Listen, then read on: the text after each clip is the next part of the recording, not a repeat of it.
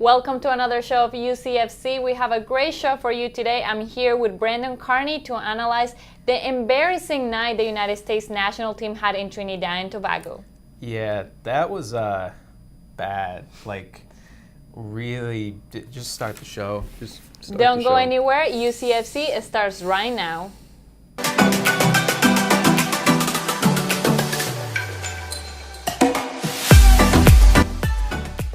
So, Brendan, give me your initial reaction after you found out that they were not going to make it.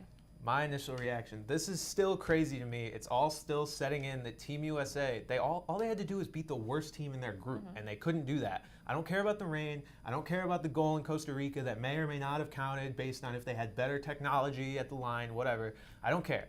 They played horribly, and honestly, they don't deserve to be in the World Cup with all the losses they piled up. It's sad to say, but it's true. To be honest with you, Brandon, this team didn't seem like it was playing for a World Cup place against Trinidad and Tobago, and they didn't look it against Honduras, and they didn't against Costa Rica at home. It's just a shame that it just seemed like it didn't matter to them. Yeah, it is a shame, and it's going to be incredibly weird not to have the U.S. in the field this year. The World Cup is the one time every 4 years where soccer really takes center stage in the U.S. because all the other time it's football, basketball, baseball, but that time it's soccer. What's going to happen now that they're not in it? How big of a deal is the World Cup going to be in the U.S. with Team USA not being in it? And I wanted to share a crazy statistic brought by writer Grant Wall from Sports Illustrated. The chances of qualifying for the United States after the win against Panama were the same as the ones given by the New York Times for Hillary Clinton to win the presidency. And yeah, now we're here, we have Trump as a president, and no United States in the next World Cup. But I really want to know, what do you think are the reasons behind this embarrassment, this shameful time for U.S. soccer? First time since 1986 that U.S. isn't in the World Cup. Yeah, I think it's a combination of things. Two really stick out to me. One is a lack of leadership to keep them from getting complacent. I would think that Tim Howard would be able to be that leader. He's been around a long time. He's a veteran. But the fact that they lost to a team like Trinidad and Tobago tells me that he's either not a leader or just not a very good leader. The other thing is just pure talent. Christian Pulisic is going to be great, and I'm excited for him.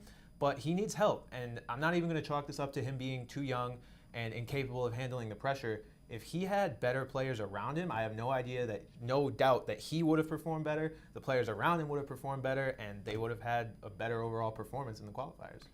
And that is true. Very poor performance for the first time ever in a qualifying cycle. The U.S. lost 5 games. I still got to the last game with chances to qualify.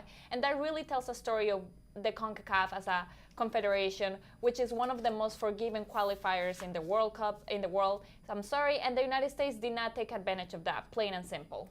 Right, and what's interesting about that is now former coach Bruce Arena was saying how CONCACAF is so tough, and he'd love to see these hotshot European teams come and play in this group. That sounded like a built-in excuse to me. He was already complaining about how hard CONCACAF is rather than admitting that it probably wouldn't be that hard if you had a better team. And I agree with that. And many have brought up the idea that these players didn't care, that they are arrogant, that they went to Trinidad and Tobago expecting to win just because they were the United States. And that is not how any sports works, not how soccer works. They kept tweeting about the water on the field. Yes, that was bad. That needed to be addressed. But at the same time, a few years ago, they made Costa Rica play in the snow here in the United States. So what does this team and players and managers, when does this team start taking responsibility? That's a good question. I would have to say hopefully now. There's not going to be a better wake-up call than this. They've got 4 years to let this feeling marinate, to let it seep into their soul that they're not going to be in the World Cup. And something tells me that sometime in the next 4 years, they're going to realize that this happened because they're just not very good. And whether it's chemistry or lack of talent or a personnel issue, they're going to realize that this didn't happen because they got unlucky. It happened because they're not a great team. And unfortunately for the United States, they're not going to play a competitive match for at least 2 years. So that really is going to make things hard for them. And next time when they do play the World Cup qualifiers, there's going to be 64 teams. So there's no way that they're not going to qualify. This loss has shaken the United States. Analysts, they keep talking in disbelief. There's talks of restructuring, getting a new president. Bruce Arena resigned 2 days after. Just a lot going on. But what I want for us to talk about next is something that has been brought up multiple times since then, and is the youth system in the United States. We'll take a look at that one and more once we come back.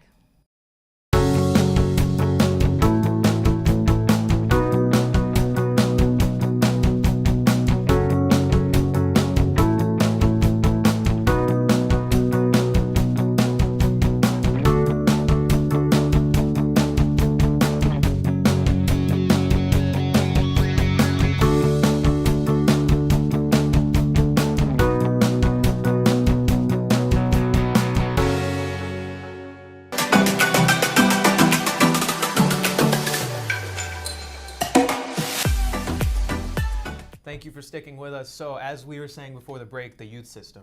Most people seem to agree it's not working, it's got to change. So Daniela, let's break it down for our viewers. How does the youth system work here? So youth system here works just kind of like it does for other sports. You have a kid, they play rec sports, rec soccer, then they get into the high school level. If they're good enough, they go to maybe like a travel team, and they have to pay a lot of money for it. And the main goal here is to go to college, get a scholarship, and help your parents financially so they don't have to pay $50,000 of it. That's basically the system that we have here, and it has not helped because college soccer is not that competitive. You only play for like part of the season, and even though you do stay in shape, it's not the greatest way to breed players. And just as a comparison, we're gonna compare it to Germany, who has one of the most successful ones, to the college athletes that we have here in the United States. Germany is a very diverse country, is a little smaller than us, but they have similar socioeconomic status as ours. And the way that they've developed players is that, first of all, they have a love for soccer. That's their favorite sport. Kids play soccer, and then they're introduced to teams, whether it be Bayern Munich, Schalke, Dortmund, teams all over the country, and then they go into like little leagues, basically. They just grow up there, they learn the system that the team wants them to play, and then eventually they come up through the ranks, going up to when they're 16, 17, 18, they're debuting with that team. And that is effective. Why? Because they're already finding ways how to play the game, how to breathe, think the game in a way that the team is going to be responsible for. So it's just a really good way that they're doing it. And to prove it, Germany has been really close to winning the Olympics. They have done really well in Junior World Cups. And it's just something that we should aspire to be. As a reference, like I said, in the last two Olympics, the United States didn't qualify. And that's supposed to be the junior team, under 23 players. So those players that are up and coming are not good enough. And that's the core team of the United States right now that didn't make it to the World Cup. And let's just say this, the way we develop players in this country is not great. But it also has to do with the culture. From personal experience, I work at a soccer place. These kids who play soccer in this country are people who are able to pay for things. And it's just not about the cost of soccer. If you have a kid in soccer or any other sports, what do you have to do? You have to drive them to practice, you have to drive them to games, you have to buy older jerseys, you have to buy this. So it's a very expensive sport, whereas in other countries, it's not.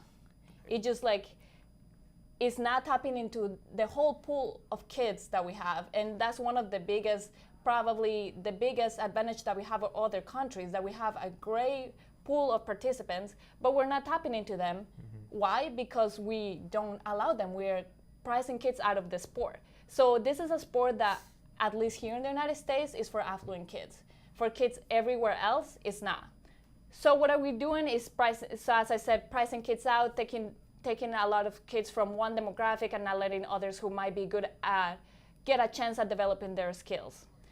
Brandon, we have a big exception in the United States, which is Christian Pulisic. Can you talk to me about him? Yeah, well, Christian Pulisic is obviously the face of U.S. Soccer right now, but he had to go to Germany to really hone his skills. He plays for Borussia Dortmund, one of the premier clubs in Germany, and there's no teams like that over here where he can, hone his skills like that. That is very, very high level soccer, and that's the kind of place that even the top American players are going to get better.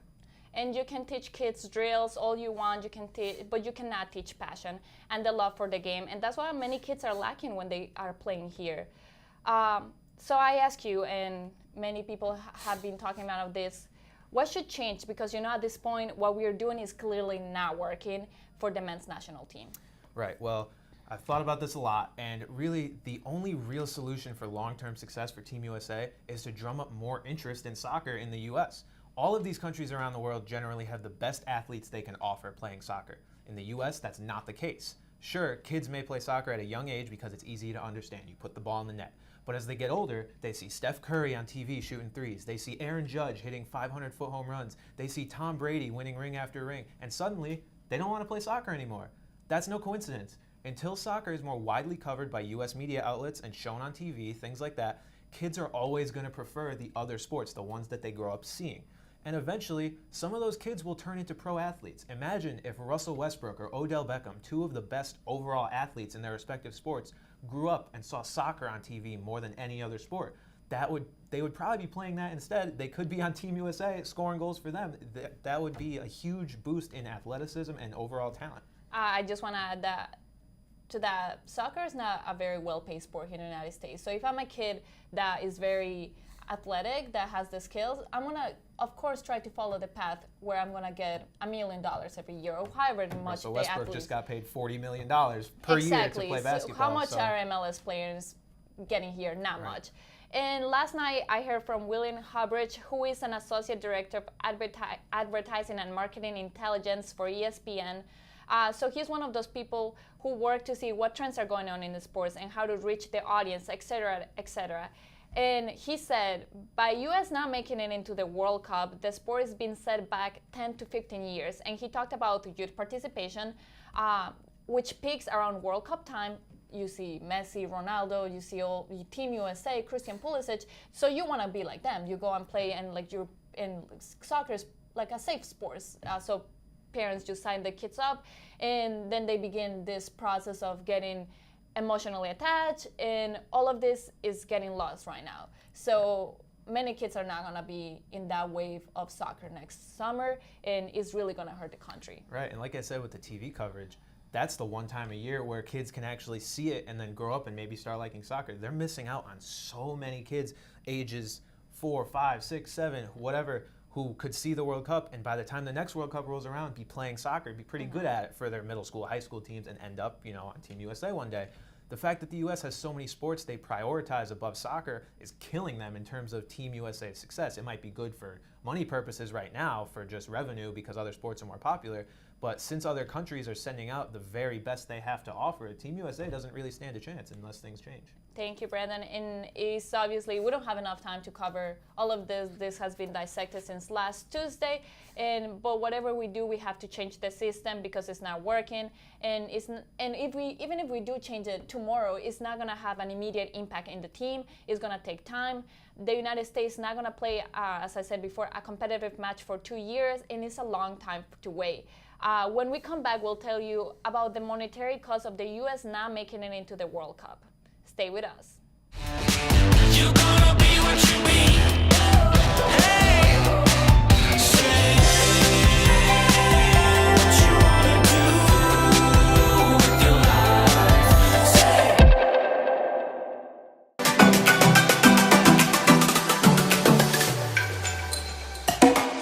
The World Cup has huge implications for a lot of people, and more notoriously for Fox Sports, who pay a lot of money for the rights for the World Cup.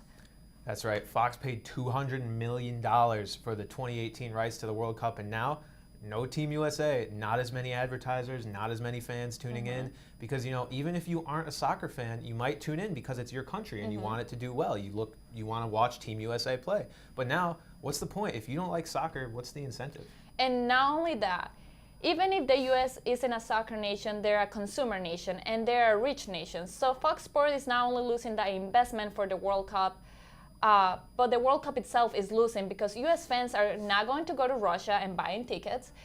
They did that in Brazil. Jersey sales are going to go down because there's no jersey to be sold at the World Cup. Why would you buy a jersey in the middle of the summer when your country's not even there? There's bars, beer, food, stuff that one would naturally expect to increase around that time is not going to happen because the World Cup doesn't have the United States. Right, and as we mentioned, kids playing soccer and what they need and paying for the teams, less kids will be interested in the sport, less money spent on soccer, and it's just a huge domino effect with losses for everybody. Yeah, it's just really bad for everything. But we'll take a commercial break right now and just finish with our final thoughts about this huge show. You're gonna be what you be. Hey, say what you wanna do with your life. Say.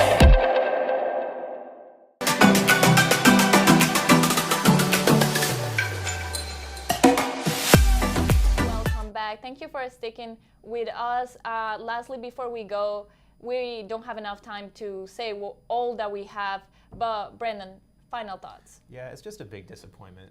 This team looked to be something that, kids would like to watch in the World Cup. Pulisic, up and coming, replacing guys like Landon Donovan, Clint Dempsey. It would have been a great show to watch, but sadly it's not going to happen.